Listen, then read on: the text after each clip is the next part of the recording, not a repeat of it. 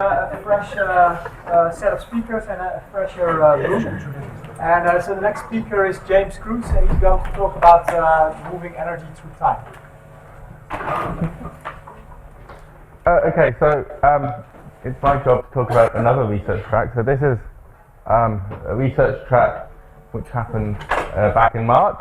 So I'll talk about the research track.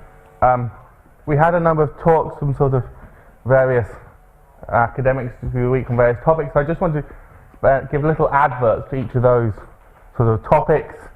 And then we proposed sort of a model for looking at some qualitative understanding for how moving energy through time and shifting energy is actually going to be important, and actually some of the features. So I just want to I will talk at the end briefly about that sort of proposed framework and model that we were thinking about. And then also just think about some directions that we might consider in the future. So this was a research track which was jointly organised by myself and Gorbon Zachary from New Zealand, Auckland. It ran the 11th to the 15th, and I said we had a range of research talks, and I will touch on each of those briefly in turn. And then we also sat down and sat around the blackboard for the better part of 3 days and came up with sort of a framework which you might try and think about various models for moving energy and shifting energy through time, and try and understand some of the qualitative behaviours that are important in that sort of setting. So just to give some sort of background and sort of thinking, so most people here will immediately think energy storage and demand shifting and know what I'm talking about and know why it's important, but I just felt I should just go back to basics for a second. So we're looking at energy storage, demand shifting. So why do we care about why is it proving increasingly important? So we're seeing more volatility in prices because of renewable generation, but also the way consumers behave. So we see it's moving by shifting the energy through time there. Network reinforcement, so rather than putting in a new transformer in our distribution network, we might think about shifting demand or shifting generation hidden behind that transformer, a little so that we peak shave there, so as to prevent us needing to build a new transformer and actually pay for that service there rather than spending the huge amount on a transformer. We know bad things happen. We know we need to respond quickly to our failures to either predict or loss of a power station, so we can see shifting energy as a natural way of providing us services which can respond to that either through operating reserve or through fast response. Now moving into the more technical ends, you can also see it as providing voltage support in various networks as well, and this is certainly not a complete list. I'm sure many of you can come up with many other things for this list, but these are the ones I will mainly be thinking about, the top 4 of these during today. But it's not just the wide range of services that energy shifting technologies can provide, it's also a wide range of technologies and actually types of thing we can do, and they range widely in their capacity, so how much energy I can actually store, but also the temporal scales which they naturally want to act at. So what I really mean by that is thinking about the energy over power rating of the device. So we might have a device which can charge or empty in a single period, or I might have a device which really is going to be working at the yearly winter-summer cycle, so it will charge up in summer and empty at winter, and that will be a situation where that ratio is much, much bigger, where the E over P ratio is much longer, and it takes many more cycles to charge the device fully. And we have all sorts of different technologies we might think about here. So we have the big in the pumped hydro, the compressed gas, moving down a little into industrial demand and battery storage, and finally the sort of domestic scale in the fridges and the water heaters. So I thought we'd just have some pretty pictures quickly. So here is sort of our biggest hydro station, pumped hydro in the UK, the Norwick. It's big, so it has a capacity of 9 gigawatt hours, and its rating is really very high, so 1.8 gigawatts. And its efficiency is somewhere around 0.75 to 0.8. So that's its round trip efficiency. Moving down, we have our batteries. So They're cropping up more and more now in the UK and globally. People are building big storages of batteries. But we also have the industrial demand, so the more traditional industrial demand. So we'll mention in a bit New Zealand. So New Zealand has a big aluminium smelter. It also has a number of big steel works who are very big consumers of electricity, and they have a fair amount of flexibility in actually when they use electricity. So they can do the shifting. And then, as I said, moving down into the more domestic level, we have your everyday fridges, you have your water heaters within the domestic environment, which aggregated together produce a huge amount of flexibility for the network. Okay, so now I get to basically do adverts. So there will be relatively little technical content, and if you want to actually read the technical content, I really suggest you go and either speak to relevant people, there's a number of them here, or you go and read the papers. So the first we had was Goldman spoke about some worksheets done with various people. Michael Ferris is here if you're wanting somebody to talk to. So this is looking at industrial demand response. So this is partly thinking about the New Zealand market and the New Zealand setup, where they have these very large aluminium smelters who are huge demand on their network, and also steel production. And they have an interesting situation there where they actually have a joint energy and reserve market together. So the markets are cleared together. So now you have an interesting question, because if I have a big commercial operator, I really care about my energy usage. So actually I will want to produce at periods of low price and not at periods of high price.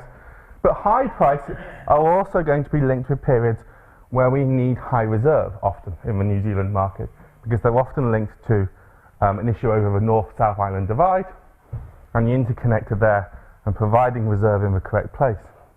So actually high prices can often lead to high prices for reserve. So now there's an interesting situation where actually I might be willing to produce at the times of high price, because I can recoup a lot of my cost through selling the reserve service to the grid, which I can't do if I'm not producing. So if I'm not producing, if I'm not using electricity, I can't provide a reserve service. But now I have this interesting situation where the price might be high, so the reserve price might also be high at the same time, and I might actively want to produce so I can then provide that reserve service into the system. So we're looking at aluminium smelters, steel production. So they have a couple of papers on this. One is published and one is in review, but is also available on the Epoch website from Auckland. So that was our first talk. Then we had a talk by Anna Buzek, and Sean Mine is also in the audience, so you can go and find those two if you want to actually learn more about this. So they were looking at the problem of controlling a whole range of different devices and providing aggregated service to the grid, and asking how can we do the control for that in a sensible fashion, and what services can we provide. So we aim to look at a situation where we have all these individual devices and they act as a single virtual energy store by controlling the flexible loads. And we want to provide a service to the grid, so providing reserve or response as before, but we also want users to be happy. So we want the people who own the pools or own the fridges or own the water heaters to be happy. So for example, in the case of pool cleaners, we want the pools to stay nice and crystal clear. We don't want them to have algae or fogs moving in. And we also need to do things about respecting privacy. So a lot of these situations are in the US, where privacy is a very big concern. So I've stolen a couple of her slides just to give you some sense of the sort of results they have.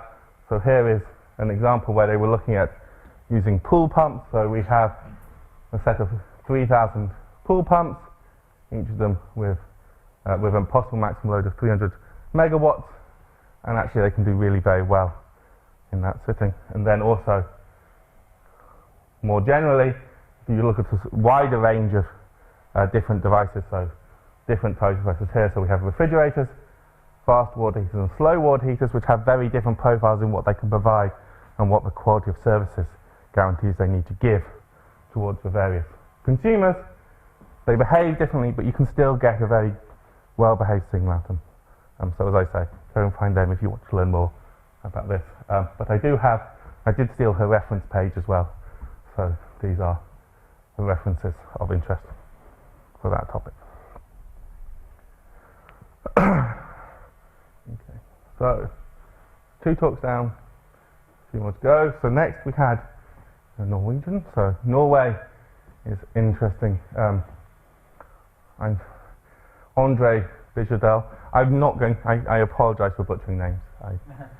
I will happily admit to butchering names here. Ask our Danish friends on how this should actually. Bjørndal. Okay, so Norway have an interesting situation because of the way their political situation has evolved. They've seen a very large take-up of electric vehicles, a much larger take-up of electric vehicles than many other countries. And they have some interesting data, so they've been looking at they've partnered with one of the charging companies in Norway to explore how tariffs can be used to actually access the flexibility which exists in these battery stores. So they have some real data on this. So again, I've shown the slide. So they've partnered with this company, Tiber, who are offering variable tariffs to their customers by different charging tariffs. And they're interested now in how can they actually use these tariffs, even a dynamic or set way, to actually access some of the flexibility which are naturally in these massive batteries which are occurring from electric vehicles. How can we actually do this in a sensible fashion?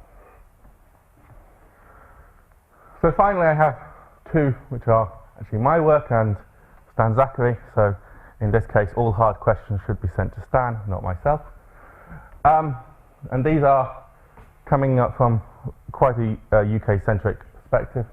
So the first of these is thinking about the arbitrage problem. So we are looking now at, especially when we're thinking of De Norwich, it's a very large facility. It is a price maker in the market.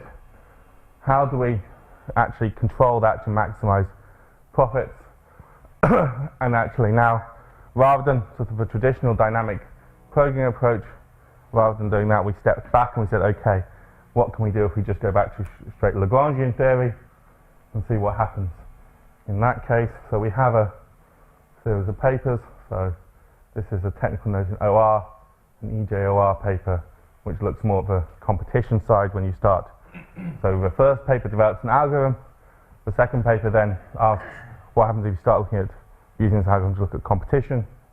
And the third paper says what happens if you now just don't have a store which is only for arbitrage, but more generally for other services as well. How should you control it in that case? So just to give you a flavour of what's going on, I've taken a couple of bits from that last paper. So we've got now our cost function for energy, so buying and selling energy into the store, plus some other service. So this AT is now representative of the other service I have to provide. This is a deterministic problem. It can be seen, and there's quite a clever way of doing this, as a reformulation of the full stochastic problem by looking through the expectations. I'm not going to go into that now. If you want to know about it, I can tell you about it later. But we have our energy constraints, and we have some power constraints, which again can depend on time. You can now write down the Lagrangian for this problem, and you can say, okay, what are the necessary and sufficient conditions for Lagrangian for an optimal solution? I won't dwell too much on these, but they are your sort of standard slackness conditions from the Lagrangian. And you get a shadow price, lambda. So that tells me I can sort of solve it using the Lagrangian framework. But actually now we can actually go further. We can actually come up with an algorithm for doing this. So you actually sort of look at a forward-looking algorithm which looks to find a value lambda, which is sort of the optimal one to graze boundaries, and this gives you both forecast horizons that you need and also a way of finding these optimal solutions fairly quickly without having to resort to sort of dynamic programming as you would normally. Just to give you some sense, so this is some actual spot price data from the UK from March 2011, where we were looking at what happens if I vary that extra penalty service that I have to provide. So we have the extra penalty service that we have to provide, where we really don't want my store to go empty because it's providing some other service.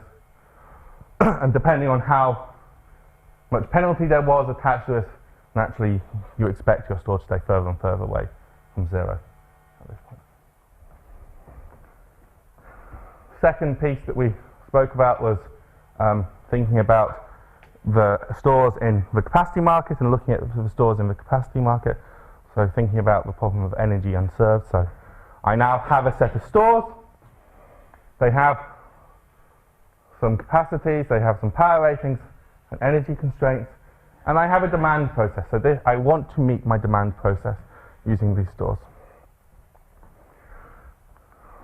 So it turns out that if I care about just the expected energy unserved, we can actually say very clearly what is an optimal algorithm here.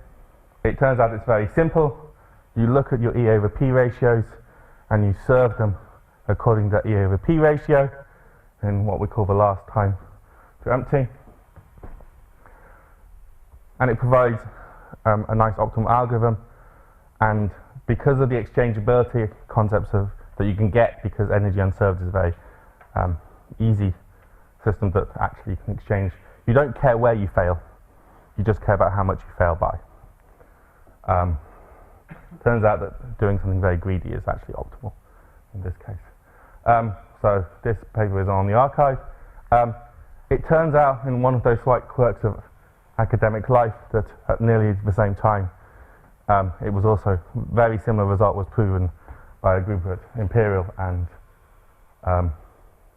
Delft, I think Simon has moved to now. So if you want a slightly different perspective on the same problem, then look at their paper. We happen to come up with a transform which works, integrates through time, yes, and they integrate through power.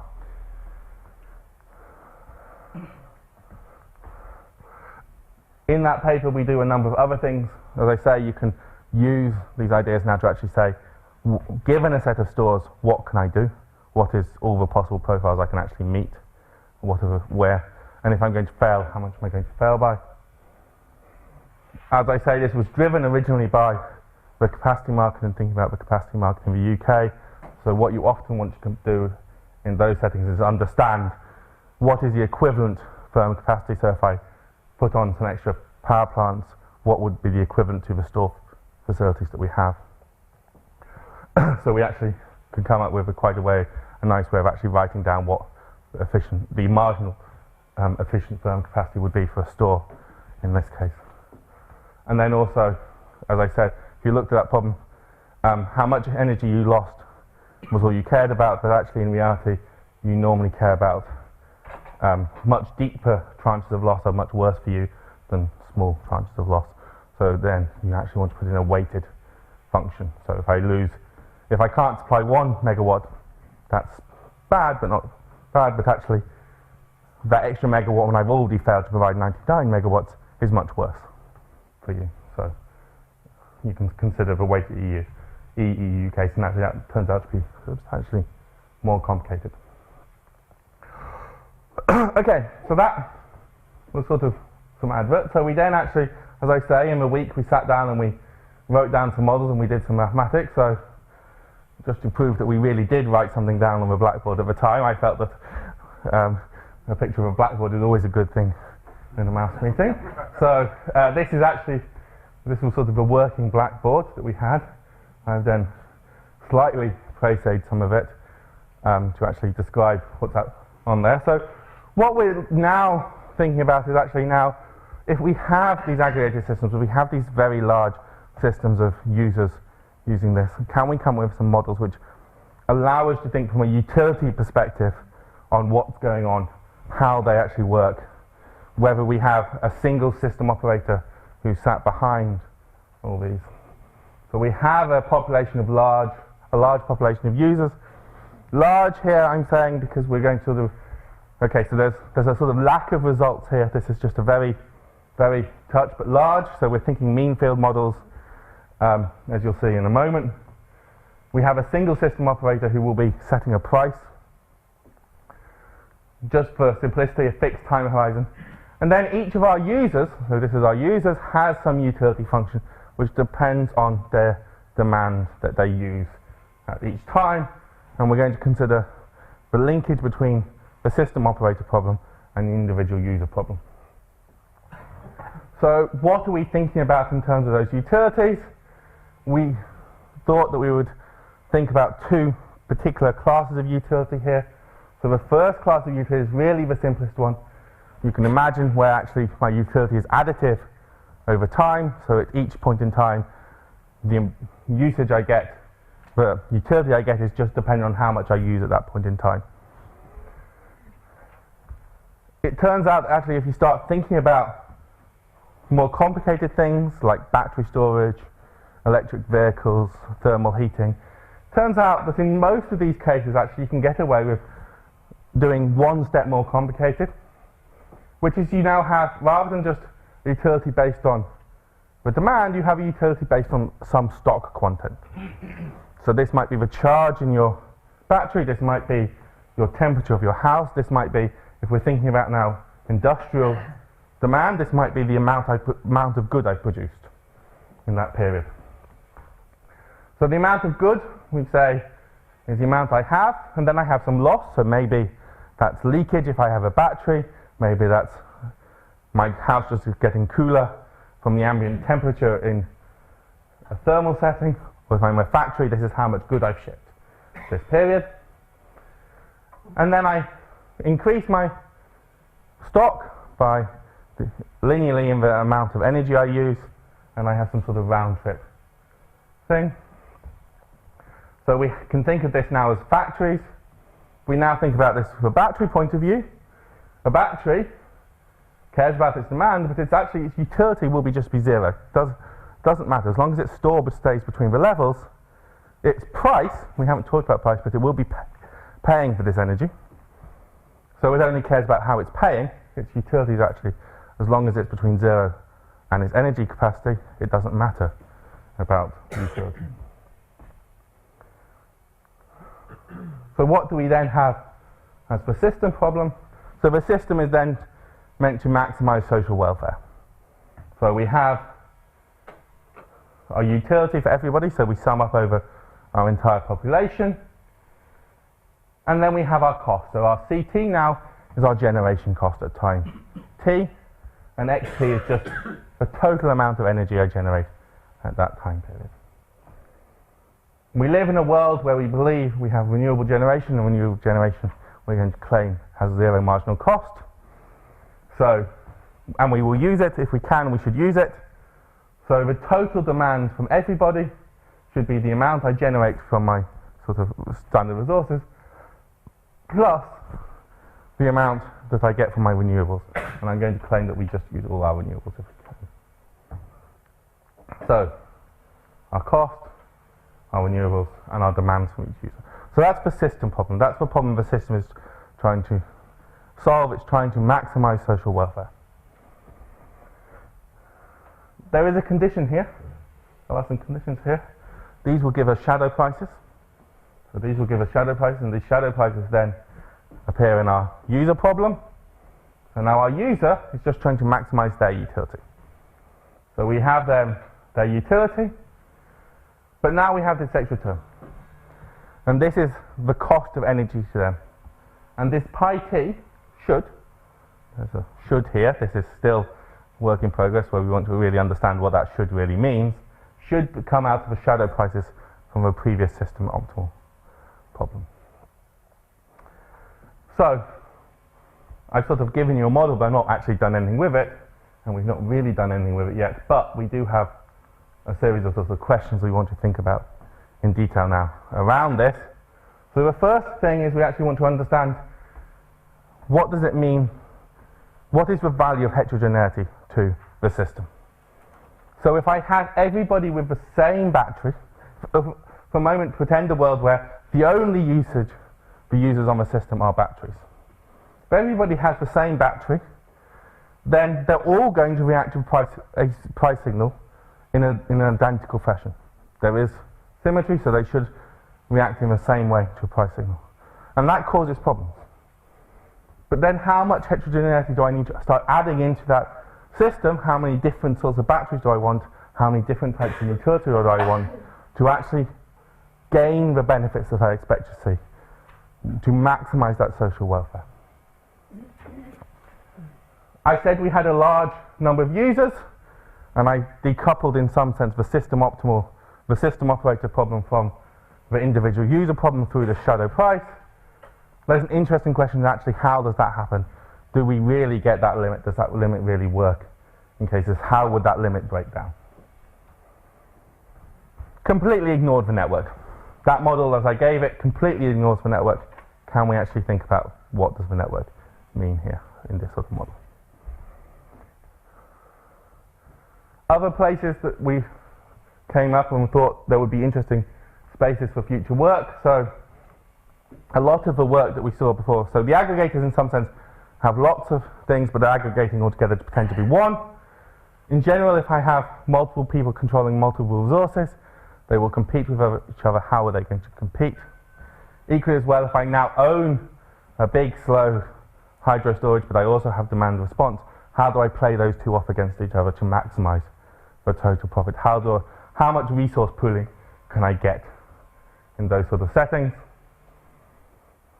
As I say, the network is something which is sort of hidden again from a lot of what we've said here. So actually, what is the role of a network? How do I make decisions about where I should locate plants? How do I value locally in those sort of settings? And we've started to make steps towards thinking about multiple services provided by the same facility. How we need to make more steps there, and there's more things to consider in that setting. Thank you.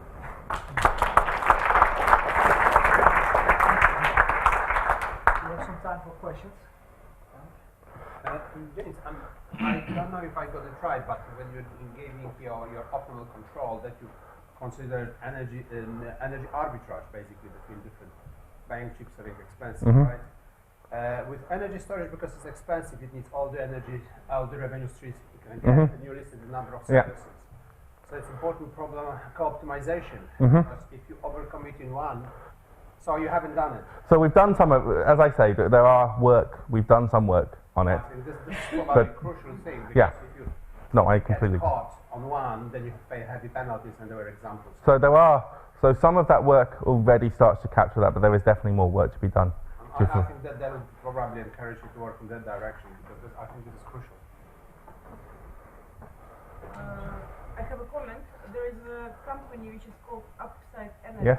You know it? Yes. So they have solution to integrate various storage units into demand response scenarios, from batteries to electric vehicles. So they already kind of commercialized this solution. Did you collaborate with them? So we have been talking to them about this, and actually, I'll talk to you offline about it. After. Yeah, thanks for that. I was thinking of your definition of utilities, and don't you think we should generalize it also to consider some kind of penalization on, say, contribution, you could say, so that can be directly cycling. So that can be also even, these agents are going to be people or households eventually. I mean, how they feel they contribute and how much they actually willing to contribute. Yeah, so I mean, the utility might need some more generalization. these were first steps at thinking about what utilities you might think about. But yeah, definitely. Be sure you agree. Definitely, I agree that so these were two classes of utilities which try and capture a lot. They don't capture everything, and definitely you would want to extend them. But they are a first place to think about this model. A lot of these storage issues, they are very analogous to transmission, because transmission you have spatial arbitrage, here you have a temporal arbitrage, and there is a case to be made that perhaps we can move to a system where all the storage assets can be turned over to a system operator in exchange for financial storage rights. There is actually a paper by BITAR on that, where you can draw, it's a complete analogy between financial storage right and financial transmission rights, and essentially they complement, because if you have a lot of storage, then you can mitigate a lot of the transmission congestion. If you have a lot of transmission, then you don't, some of the storage can be relieved. So I think that there is a case to be made of starting to treat the storage and transmission in a No, I complementary completely way. agree. And actually, when you start, for example, if you think about storage in terms of markets, you can think about the sort of, traditionally you have your individual time periods and locational markets, and better transmission links couples your markets spatially, and storage couples your markets temporally, and it really looks the same to a lot of perspectives. And actually thinking about how we optimize together, I think, is an important thing. Yeah, there is a couple of papers by Josh Taylor and by Ilan Bitar that have looked at this whole issue of financial storage right, whether kind of parallel to flow gate rights and FTRs, which would be very interesting in this context. One of the difficulties in GB at least is that neither the transmission system operator nor the distribution operators are permitted to own storage, because it's regarded as a form of generation. That's And of a course, mistake. it's obviously a very big mistake, because the Well, whole problem is to put together the spatial and temporal aspects to work Right. together, Exactly. and that can't happen at present under the present regulatory framework. It's bizarre. And in some sense, the network reinforcement. Well, they don't have to own the storage, but they should operate it.